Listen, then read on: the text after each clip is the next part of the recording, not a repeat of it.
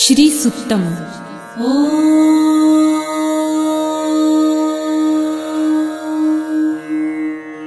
हिरण्यवर्णां हरिणीं सुवर्णरजतस्रजां चन्द्रां हिरण्मयीं लक्ष्मीं जातवेदो म आवह ताम आवह जातवेदो लक्ष्मीमनपगामिनीं यस्यां हिरण्यं विन्देयं गामश्वं पुरुषानहम् अश्वपूर्वां रथमध्यां हस्तिनादप्रबोधिनीं श्रियं देवीमुपह्वये श्रीर्मा देवी जुषतां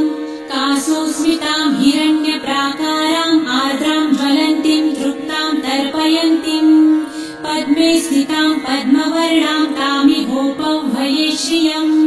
चन्द्रां प्रभासां यशसा ज्वलन्तीं श्रियं लोके देवजुष्टामुदारां तां पद्मिनीं शरणमहं प्रपद्ये लक्ष्मीर्मे नश्यतां त्वां वृणे आदित्यवर्णे तपसोऽधिजातो वनस्पतिस्तव वृक्षोऽथ बिल्वः तस्य फलानि तपसानुदन्तु मायान्तरायाश्च बाह्या अलक्ष्मीः उपैतु मां देवसखः कीर्तिश्च मणिना सह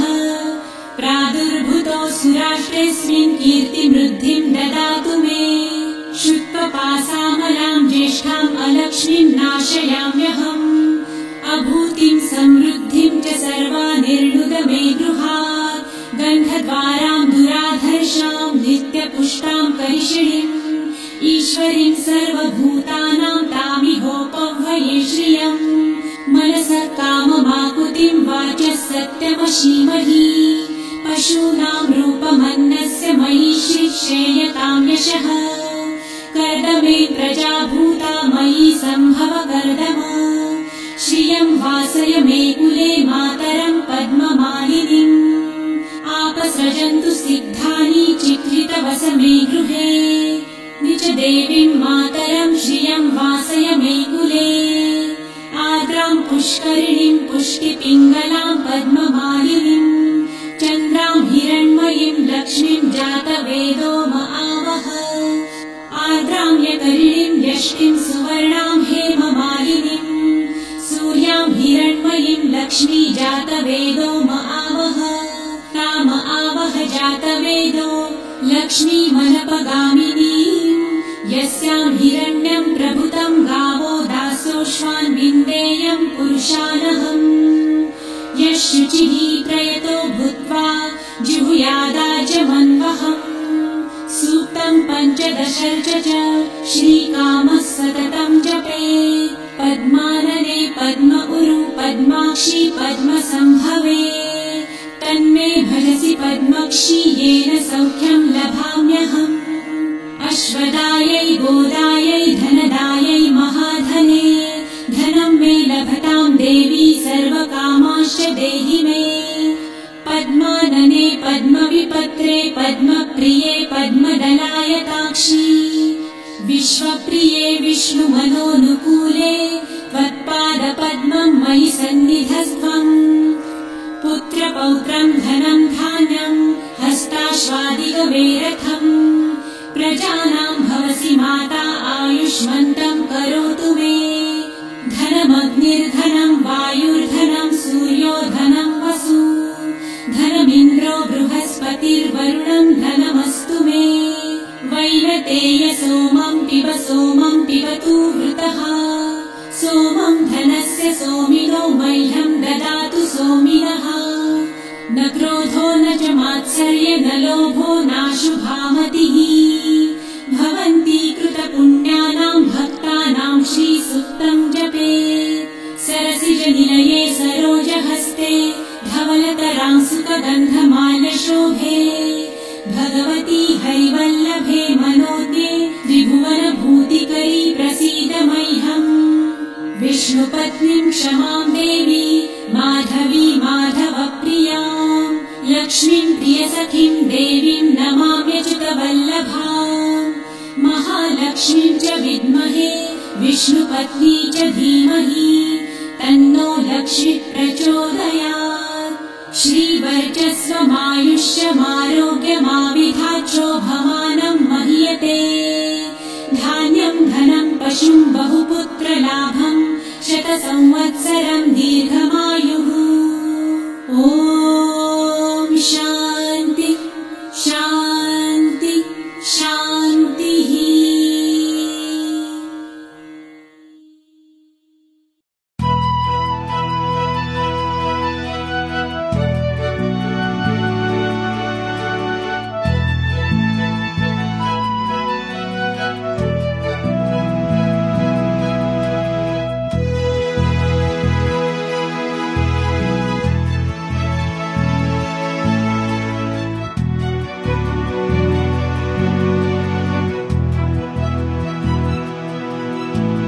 नमस्तेस्तु महामाये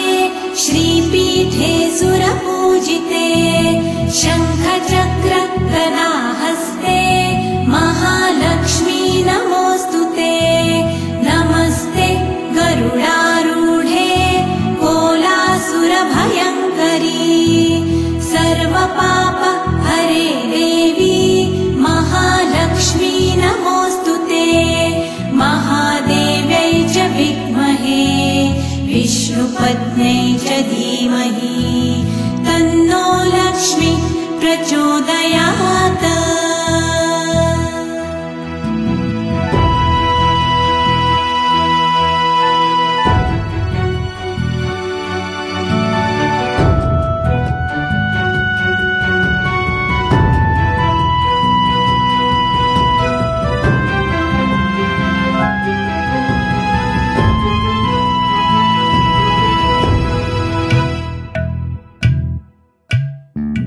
सर्वज्ञे सर्ववरदे सर्वदुष्ट भयङ्करी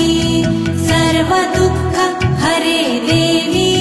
महालक्ष्मी नमोऽस्तुते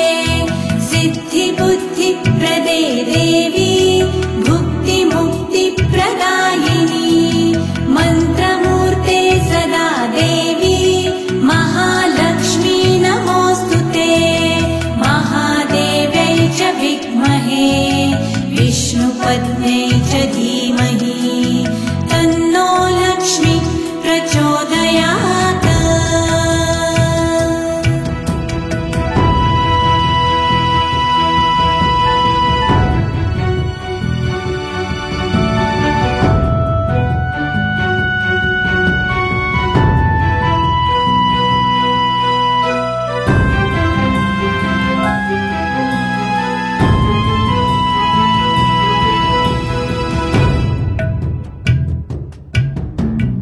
आद्यन्तरहिते देवी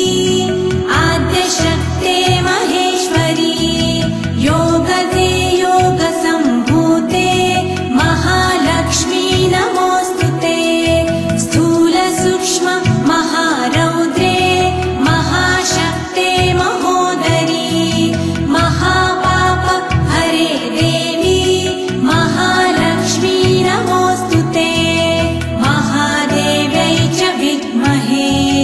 विष्णुपत्न्यै च धीमहि तन्नो लक्ष्मी प्रचोदयात्।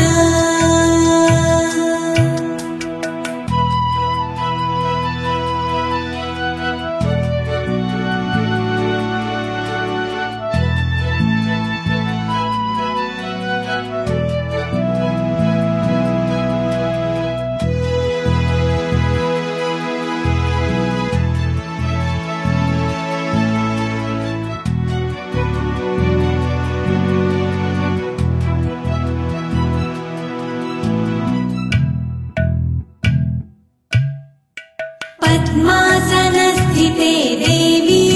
परब्रह्मस्वरूपिणी परमेशी जगन्मातर् महालक्ष्मी नमोऽस्तुते श्वेताम्बरधरे देवी नानालङ्कारभूषिते जगत्स्थिते जगन्मातर् महालक्ष्मी नमोऽस्तुते महादेव्यै च विद्महे विष्णुपत्न्यै च धीमहि तन्नो लक्ष्मी प्रचोदयात्।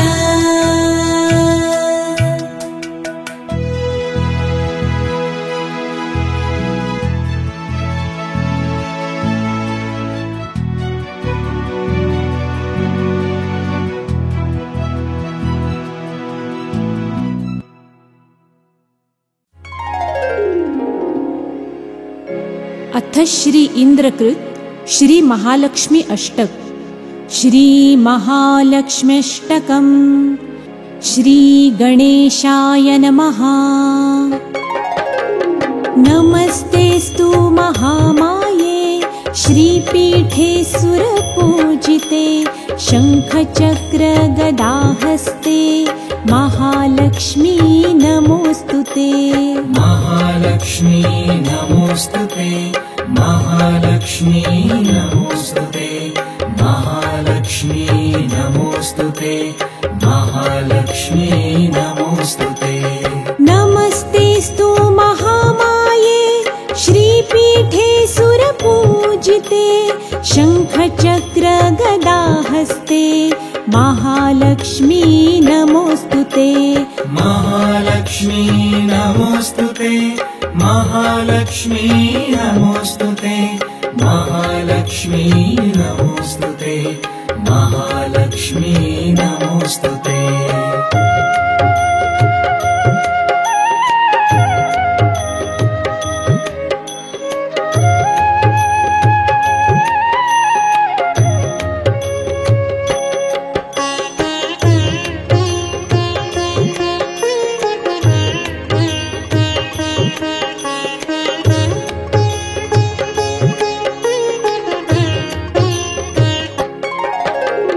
नमस्ते गरुडारूढे कोलासुरभयङ्करी सर्वपापहरे देवी महालक्ष्मी नमोस्तुते। महालक्ष्मी नमोस्तुते महालक्ष्मी नमोस्तुते महालक्ष्मी नमोस्तुते महालक्ष्मी नमोस्तुते। नमस्ते गरुडारूढे कोलासुरभयङ्करी सर्वपापहरे देवी महालक्ष्मी नमोस्तुते। महालक्ष्मी नमोस्तुते महालक्ष्मी नमोस्तुते महालक्ष्मी नमोस्तुते महालक्ष्मी नमोस्तुते।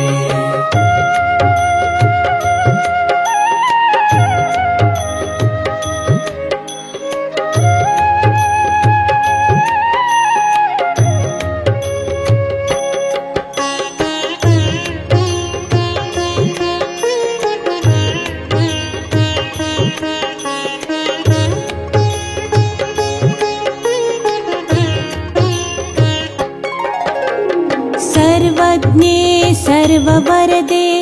सर्वदुष्टभयङ्करी सर्वदुःखहरे देवी महालक्ष्मी नमोस्तुते।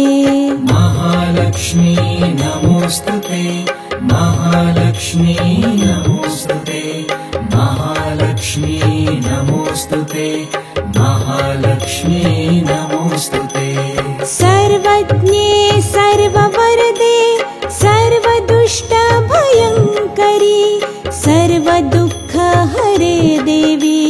महालक्ष्मी नमोस्तुते। महालक्ष्मी नमोस्तुते महालक्ष्मी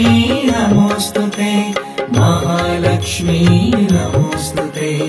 महालक्ष्मी नमोस्तुते।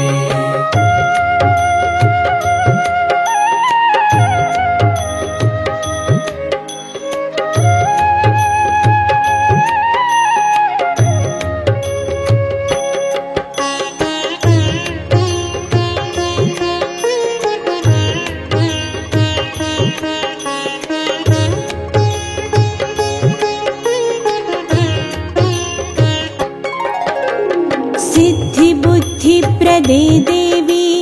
भुक्तिमुक्तिप्रदायिनी मन्त्रमूर्ते सदा देवी महालक्ष्मी नमोस्तुते। महालक्ष्मी नमोस्तुते महालक्ष्मी नमोस्तुते महालक्ष्मी नमोस्तुते महालक्ष्मी नमोस्तुते। सिद्धिबुद्धिप्रदे देवी भुक्तिमुक्तिप्रदायिनी मन्त्रमूर्ते सदा देवी महालक्ष्मी नमो नमोऽस्तुते महालक्ष्मी नमोऽस्तुते महालक्ष्मी नमोऽस्तुते महालक्ष्मी नमोऽस्तुते महालक्ष्मी नमोऽस्तुते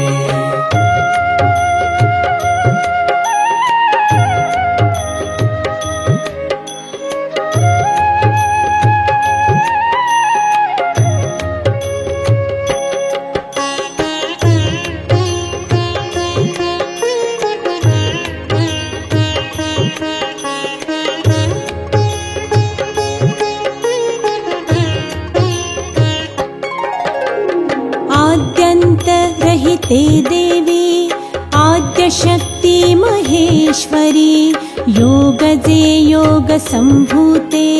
महालक्ष्मी नमोऽस्तुते महालक्ष्मी नमोऽस्तुते महालक्ष्मी नमोऽस्तुते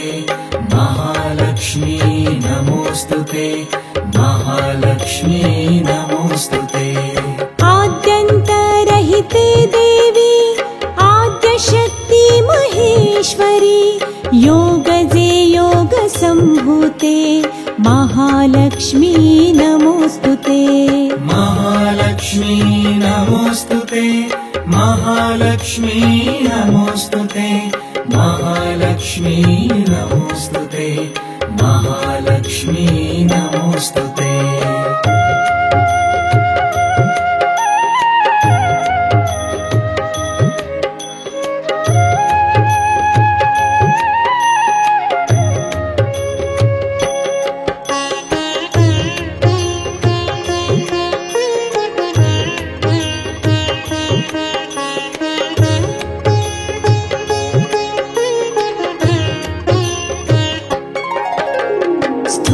सूक्ष्म महारौद्रे महाशक्ति महोदरे महापाप हरे देवी महालक्ष्मी नमोऽस्तुते महालक्ष्मी नमोऽस्तुते महालक्ष्मी नमोऽस्तुते महालक्ष्मी नमोऽस्तुते महालक्ष्मी नमोऽस्तुते स्थूल सूक्ष्म महारौद्रे महाशक्ति महोदरे महापाप हरे देवी महालक्ष्मी नमोऽस्तुते महालक्ष्मी नमोऽस्तुते महालक्ष्मी नमोऽस्तुते महालक्ष्मी नमोऽस्तुते महालक्ष्मी नमोऽस्तुते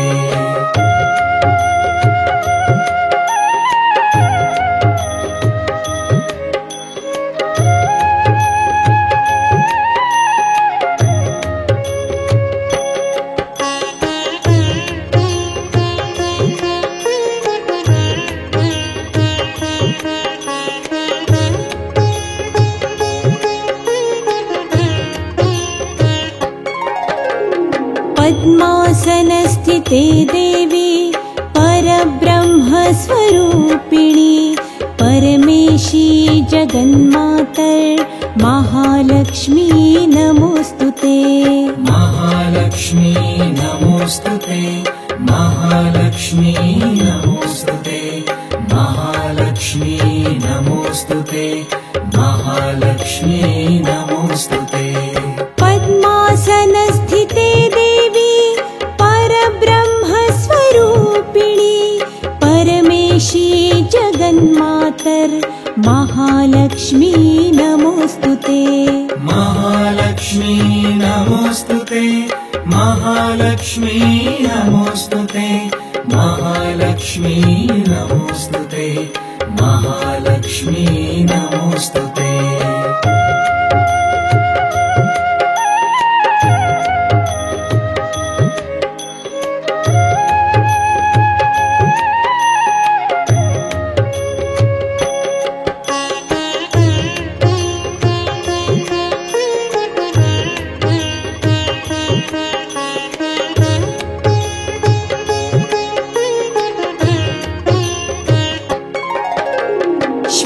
श्वेताम्बरधरे देवी नानालङ्कारभूषिते जगत्स्थिते जगन्मातर् महालक्ष्मी नमोस्तुते महालक्ष्मी नमोस्तुते महालक्ष्मी नमोस्तुते महालक्ष्मी नमोस्तुते महालक्ष्मी नमोस्तुते श्वेताम्बरधरे देवी नानालङ्कारभूषिते जगत्स्थिते जगन्मातर महालक्ष्मी नमोस्तुते महालक्ष्मी नमोस्तुते महालक्ष्मी नमोस्तुते महालक्ष्मी नमोस्तुते महालक्ष्मी नमोस्तुते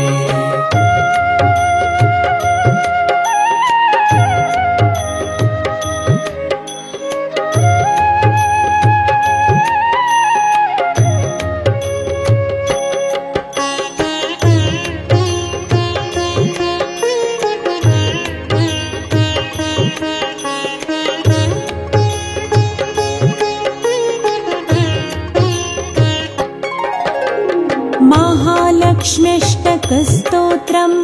यः पठेत् भक्तिमान् नरः सर्वसिद्धिमवाप्नोति राज्यं प्राप्नोति सर्वदा महालक्ष्मी नमोस्तुते महालक्ष्मी नमोस्तुते महालक्ष्मी नमोस्तुते महालक्ष्मी नमोस्तुते महालक्ष्म्यष्टकस्तोत्रम् यः पठेत् भक्तिमान् नरः सर्वसिद्धिमवाप्नोति राज्यं प्राप्नोति सर्वदा महालक्ष्मी नमोस्तुते महालक्ष्मी नमोस्तुते महालक्ष्मी नमोस्तुते महालक्ष्मी नमोस्तुते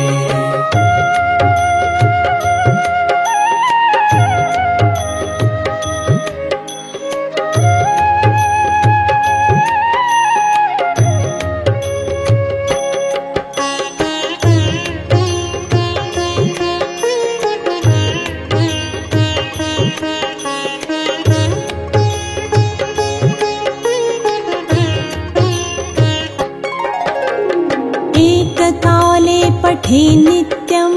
महापापविनाशनं द्विकालं यः पठे नित्यं धनधान्यसमन्वितः महालक्ष्मी नमोस्तुते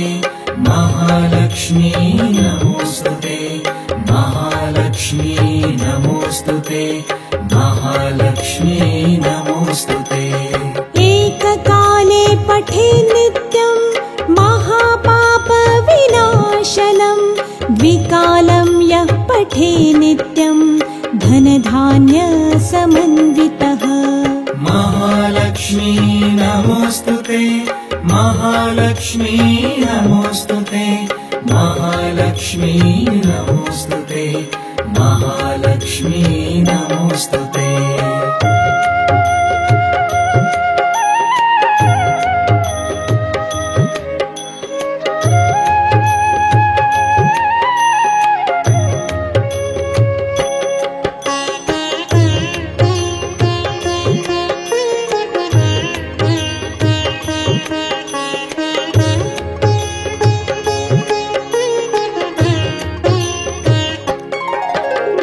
त्रिकालं यः पठे नित्यं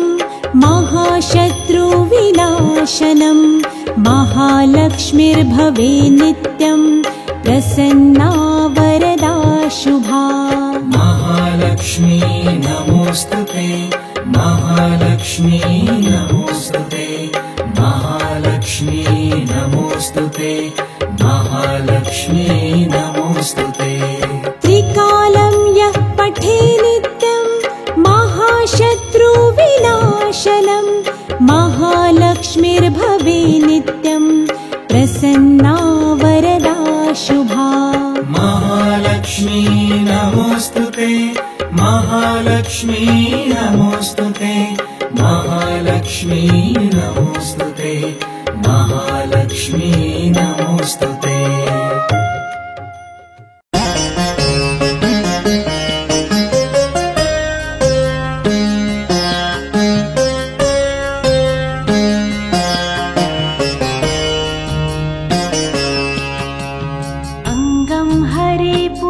पीताम्बरभूषणमाश्रयन्ती भृङ्गाङ्गनेव मुकुलाभरणं तमालम् अङ्गीकृताखिलविभूतिरपाङ्गलीला माङ्गल्यदास्तु मम मङ्गलदेवतायाः मुग्धा मुहुर्विदधति वदने मुरारेः प्रेमत्रपा प्रणिहितानि गतागतानि मालादृशोर्मधुकरीव महोत्पलेया सा मे श्रियं दिशतु सागरसम्भवायाः विश्वामरेन्द्रपदविभ्रमदानदक्षम् आनन्दहेतुरधिकं मुरविद्विषोऽपि ईशन्निषीदतु मयि क्षणमिक्षणार्धम्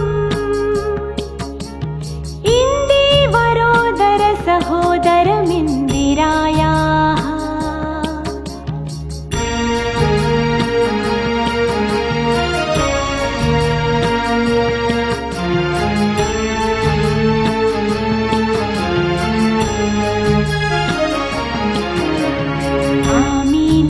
आमीलिताक्षमधिगम्य मुदा मुकुन्दम् आनन्दकन्दमनिमेषमनङ्गतन्त्रम् आकेकरस्थितकनीनिकपक्ष्मनेत्रम् भूत्यै भवेन्मम भुजङ्गशयाङ्गनायाः बाह्वन्तरे मधुजितश्रितकौस्तुभेया हारावलीव हरिनीलमयी विभाति कामप्रदा भगवतोऽपि कटाक्षमाला कल्याणमावहतु मे कमलालयायाः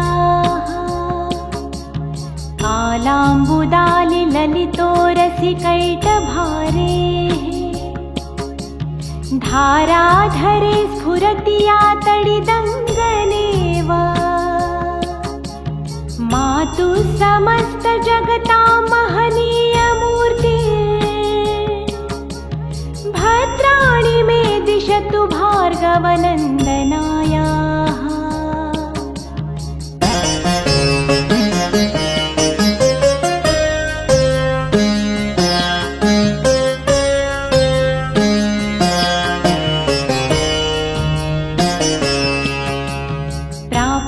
पदं प्रथमतः किल यत्प्रभावान् माङ्गल्यभाजि मधुमाथिनि मन्मथेन मय्यापते तदिह मन्थरमिक्षणार्धम् मन्दालसं च मकरालय कन्यकायाः दत्यादयानुपवनो द्रविणाम्बुधारा अस्मिन्न किञ्चन विहङ्गशिशौ विषण्णे दुष्कर्म घर्ममपनीय चिराय दूरम् नारायण प्रणयिनी नयनाम्बुवाः इष्टाविशिष्टमतयोऽपि यया दयार्द्र दृष्ट्या त्रिविष्टपपदं सुलभं लभन्ते दृष्टिप्रहृष्टकमलोदरदीप्तिरिष्टा पुष्टिं कृषिष्ट मम पुष्करवेष्टरायाः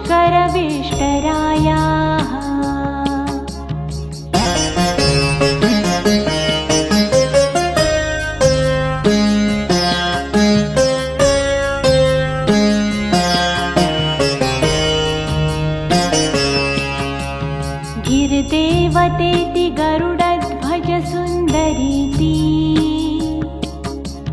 शाकम्भरीति शशिशेखर वल्लभेति सृष्टिस्थितिप्रलयकेलिषु संस्थितायै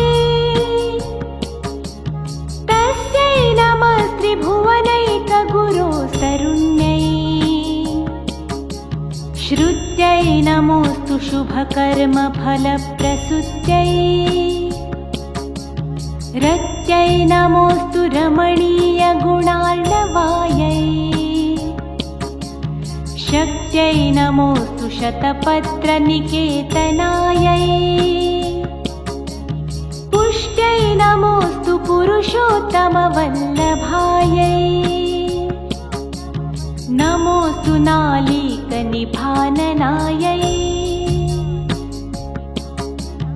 नमोऽस्तु दुग्धोदधिजन्मभूत्यै नमोऽस्तु सोमामृतसोदरायै नमोऽस्तु नारायणवल्लभायै सम्पत्कराणि सकलेन्द्रियनन्दनानि साम्राज्यदानविभवानि सरोरुहाक्षी त्वद्वन्दनानि दुरिताहरणोद्यतानि मामेव मातरनिशं कलयन्तु मान्ये यत्कटाक्षसमुपासनाविधिः सेवकस्य सकलार्थसम्पदः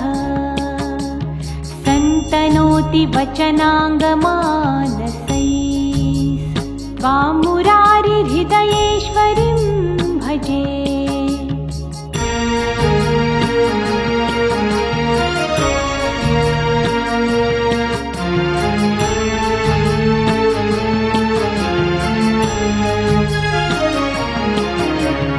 सरसिजनिलये सरोजहस्ते धवलतमांशुकगन्धमाल्यशोभे भगवति हरिवल्लभे मनोज्ञे त्रिभुवनभूतिकरि प्रसीद मह्यम् दिग्हस्तिभिः कनककुम्भमुखावसृष्टा स्वर्वाहिनि विमलचारुजलप्लुताङ्गिम् प्रातर्नमामि जगतां जननीमशेष लोकाधिनाथ गृहिणीममृताभिपुत्रीम्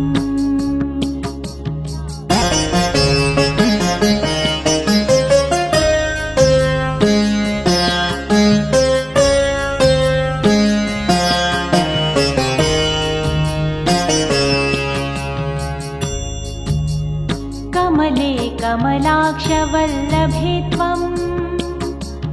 करुणापूरतरङ्गितैरपाङ्गैः अवलोकय मामकिञ्चनाना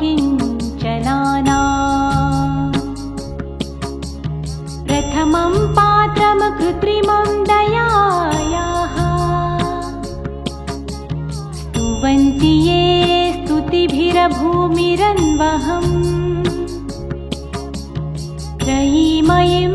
त्रिभुवनमातरं रमा गुणाधिका गुरुतरभाग्यभागिनो भवन्ति ते भुवि बुधभाविताशयाः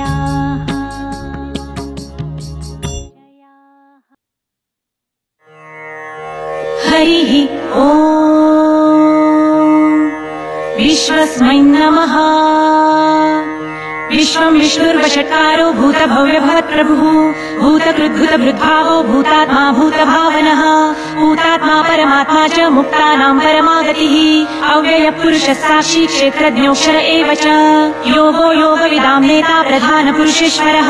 नारसिंहो वपुः श्रीमान् केशवः पुरुषोत्तमः सर्वशर्वशिवस्थाणुर्भूतादिर्निधिरव्ययः सम्भवो भावनो भर्ता प्रभव प्रभुरीश्वरः स्वयं भूशम्भुरादित्यः पुष्कराक्षो महास्वनः अनादिनिधनो धाता विधाता धातुरुत्तमः अप्रमेयो ऋषिकेश पद्मनाभोमरप्रभुः विश्वकर्मा मनुस्पष्टास्थविष्ठस्थविरो ध्रुवः अग्राह्यः शाश्वतो कृष्णो लोहिताक्षप्रतर्दनः प्रभुतस्त्रिककुब्धाम पवित्रम् मङ्गलम् परम् ईशान प्राणद प्राणो ज्येष्ठ श्रेष्ठ प्रजापतिः हिरण्यगर्भो भूगर्भो माधवो मधुसूदनः ईश्वरो विक्रमी धन्वी मेधावी विक्रमक्रमः अनुत्तमो दुराधर्ष कृतज्ञ कृतिरात्मवान् सुरेश शरणं शर्म विश्वरेता प्रजाभवः अहः संवत्सरो व्याल प्रत्यय सर्वदर्शनः अज सर्वेश्वर सिद्ध सिद्धि सर्वादिरच्युतः कृशा कपिरमेयात्मा सर्वयोग विनिसृतः वसुर्वसुमना सत्य समात्मा संमितः समः अमोघ पुण्डरीकाक्षो वृषकर्मा वृषाकृतिः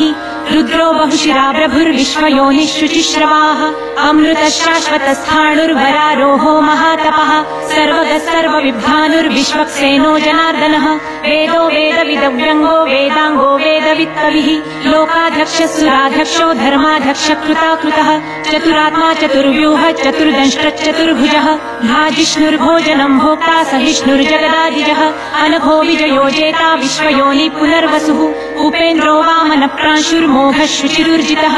अतीन्द्रः संग्रहः सर्गो धृतात्मा नियमो यमः वेद्यो वैद्यः सदा योगी विरहा माधवो मधुः अतीन्द्रियो महामायो महोत्साहो महाबलः महाबुद्धिर्महावीर्यो महाशक्तिर्महाद्युतिः अनिर्देश्यवपुः श्रीमान् मेयात्मा महाद्रिधृकः महेश्वासो महीभर्ता श्रीनिवासः सताङ्गतिः अनिरुद्धः सुरानन्दो गोविन्दो गोविदाम्पतिः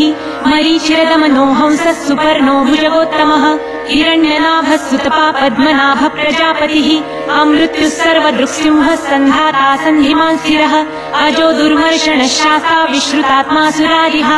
गुरुर्गुरुतमो धामः सत्यः सत्यः पराक्रमः निमिषो निमिषस्रग्वी वाचस्पतिरुदारधिः अग्रणिग्रामणि श्रीमान् न्यायो नेता समीरणः सहस्रमूर्धा विश्वात्मा सहस्राक्षः सहस्रपात् आवर्तनो निवृत्तात्मा संवृत्तः सम्भ्रमर्दनः अहः संवर्तको वह्निरनिलो धरणीधरः सुप्रसाद प्रसन्नात्मा विश्वधृग्विश्वभुग्विभुः सत्कर्ता सत्कृतः साधुर्जन्धुर्नारायणो नरः असङ्ख्येयो प्रमेयात्मा विशिष्टः शिष्टकृच्छुचिः सिद्धार्थः सिद्धसङ्कल्पः सिद्धिदः सिद्धिसाधनः वृषाही वृषभो विष्णुर्वृषपर्वा वृषोदरः वर्धनो वर्धमानश्च विविक्तः श्रुतिसागरः सुभुजो दुर्धरो वाग्मी महेन्द्रो वसुदो वसुः नैकरूपो बृहद्रूप शिपिविष्टप्रकाशनः ओजस्तेजोदुतीधरः प्रकाशात्मा प्रतापनः रुद्रस्पष्टाक्षरो मन्त्रश्चन्द्रांशुर्भास्करद्युतिः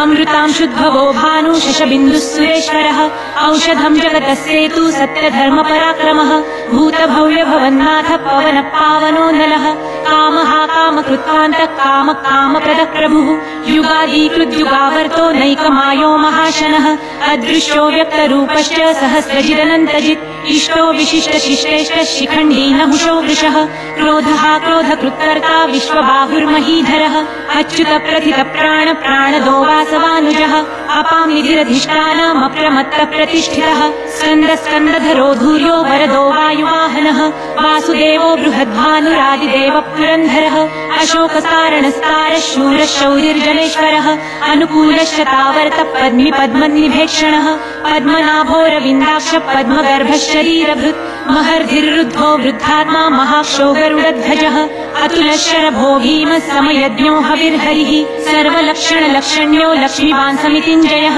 विक्षरो रोहितो मार्गो हेतुर्दामोदरः सः महीधरो महाभागो वेगवानम्बिताशनः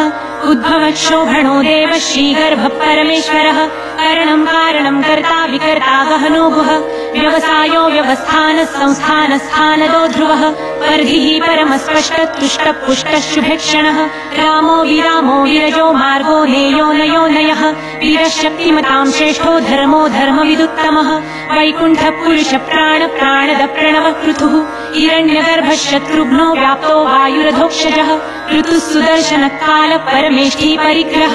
उग्र संवत्सरो दक्षो विश्रामो विश्वदक्षिणः विस्तारस्थावरस्थाणु प्रमाणं बीजमव्ययम् अर्थोऽनर्थो महाकोशो महाभोगो महाधनः अनिर्विण्णस्थविष्टो भूर्धर्मयूपो महामखः नक्षत्रनेमिर्नक्षत्री क्षमक्षामः समीहनः यज्ञ ईजो महेजश्च क्रतुस्सत्रं सताङ्गतिः सर्वदर्शी विमुक्तात्मा सर्वज्ञो ज्ञानमुत्तमम् सुहृतः सुमुखः सूक्ष्मः सुघोषः सुखदः सुहृत् मनोहरो जितक्रोधो वीरबाहुर्विदारणः स्वापनः स्ववशो व्यापी नैकात्मा नैककर्मकृत् वत्सरो वत्सलो वत्सी रत्नगर्भो धनेश्वरः धर्मगुग्धर्मकृद्धर्मी सत्सत्क्षरमक्षरम् अविज्ञाता सहस्रांशुर्विधाता कृतलक्षणः गभस्तिनेमि सत्त्वस्थः सिंहो भूतमहेश्वरः आदिदेवो महादेवो देवेशो देवभृत्गुरुः उत्तरो गोपतिर्गोप्ता ज्ञानगम्य पुरातनः शरीरभूतभृद्भोक्ता कपिन्द्रो भूरि दक्षिणः सोमपोमृतपः सोमः पुरुजित्कुरु सत्तमः विनयोजय सत्यसन्धो दाशार्हस्तात्वतां पतिः जीवो विनयिता साक्षी मुकुन्दोमित विक्रमः अम्भो निधिरनन्तात्मा महोदधीशयोऽन्तकः अजो महार्ह स्वाभाव्यो जिता मित्र प्रमोदनः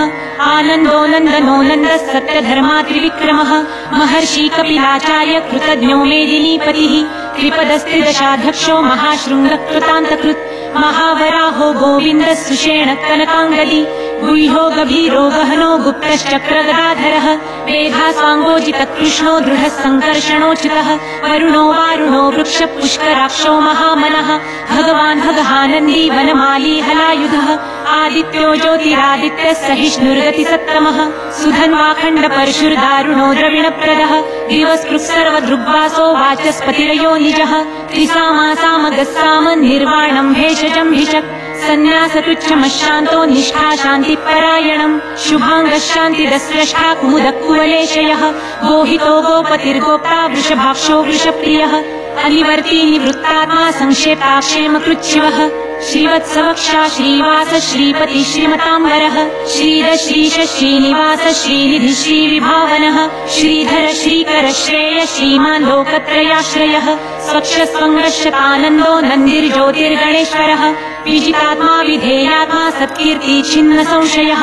उदीर्णः सर्वतश्चक्षुरनिशः शाश्वतस्थिरः भूषयो भूषणो भूतिर्विशोकशोकनाशनः अर्चिष्मानर्चितः कुम्भो विशुद्धात्मा विशोधनः अनिरुद्धो प्रतिरथः प्रद्युम्नोमित विक्रमः कालनेमीलिहावीरः शौरिः शूरज्जनेश्वरः त्रिलोकात्मा त्रिलोकेश केशव केशिहा हरिः कामदेव कामपालः कामिकान्तकृतागमः अनिर्देशवपुर्विष्णुर्गिरो नन्दो धनञ्जयः ब्रह्मण्यो ब्रह्मकृद्ब्रह्मा ब्रह्म ब्रह्म विवर्धनः ब्रह्मविद्ब्राह्मणो ब्रह्मी ब्रह्मज्ञो ब्राह्मणप्रियः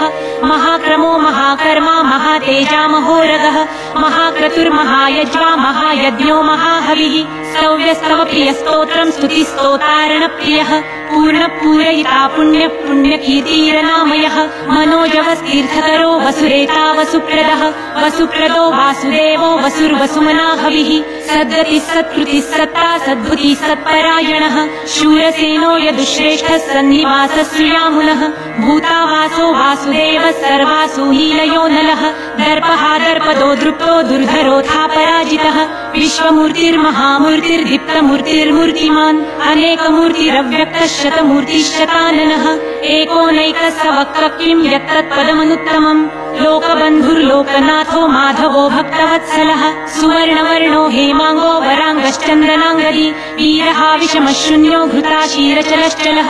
अमालीमानदो मान्यो लोकस्वामी त्रिलोकधृत् सुमेधा मेधजो धन्यः सत्यमेधाधराधरः तेजो वृषो द्युतिधरः सर्वशस्त्रभृताम्बरः प्रग्रहो निग्रहो व्यग्रो नैकशृङ्गो गदाग्रजः चतुर्मूर्तिश्चतुर्बाहुश्चतुर्व्यूहश्चतुर्गतिः चतुरात्मा चतुर्भावश्चतुर्वेदविदेकपात् समावर्तो निवृत्तात्मा दुर्जयो दुरतिक्रमः दुर्लभो दुर्गमो दुर्गो दुरावासो दुरारिहा शुभाङ्गो लोकसारङ्गः सुतन्तु तन्तुवर्धनः इन्द्रकर्मा महाकर्मा कृतकर्मा कृतागमः उद्भवः सुन्दरः सुन्दो रत्ननाभः सुलोचनः अर्को वाजसनः शृङ्गी जयन्तः सर्वविजयी सुवर्णबिन्दुरक्षोभ्यः सर्ववागीश्वरेश्वरः महारुदो महागर्तो महाभूतो महानिधिः कुमुद कुन्दर कुन्द पर्जन्य पावनो नीलः अमृताशो मृतवपुः सर्वज्ञ सर्वतोमुखः सुलभः सुव्रतः सिद्धः शत्रुजिच्छत्रुतापनः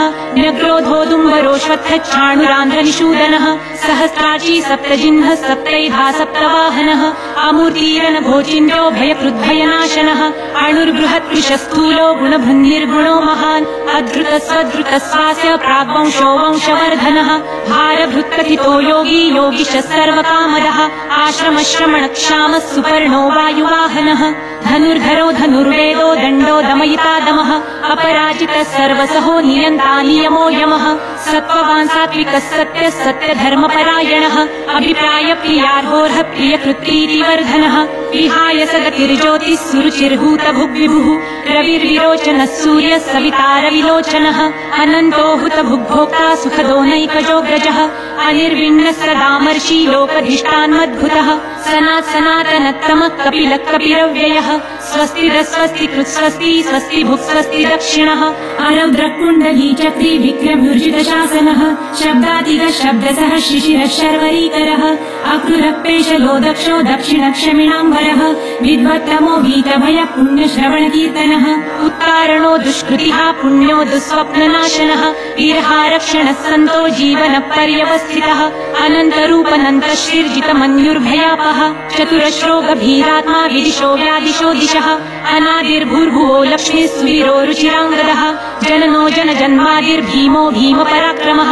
आधारनीलयोधाता पुष्पहास प्रजागरः ऊर्ध्वगः सत्पथाचार प्राणद प्रणवप्रणः प्रमाणं प्राणनीलय प्राणभृत्प्राणजीवनः तत्त्वं तत्त्वविदेकात्मा जन्म मृत्युजरातिगः भूर्भुवः स्वस्तरुस्तारः सविता प्रपितामह यज्ञो यज्ञप्रतिर्यज्वा यज्ञाङ्गो यज्ञवाहनः यज्ञभृत्यज्ञकृत्यज्ञी यज्ञभुक्यज्ञसाधनः यज्ञान्तकृत्यज्ञगुह्य मन्नमन्नाद एव च आत्मयोनिः स्वयं जातो वैखानः सामगायनः देवकीनन्दनः स्रष्टा क्षितिशः पापनाशनः शङ्खभृन्नन्दकी चक्री शाङ्गधन्वा गदाधरः रथाङ्गपाणिरक्षोभ्यः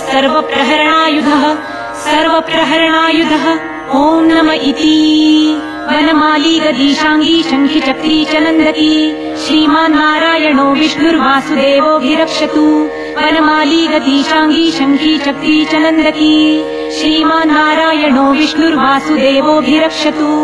वनमाली गदीशाङ्गी शङ्खि चक्री च नन्दकी श्रीमान्नारायणो विष्णुर्वासुदेवोऽभिरक्षतु वासुदेवोऽभिरक्षतु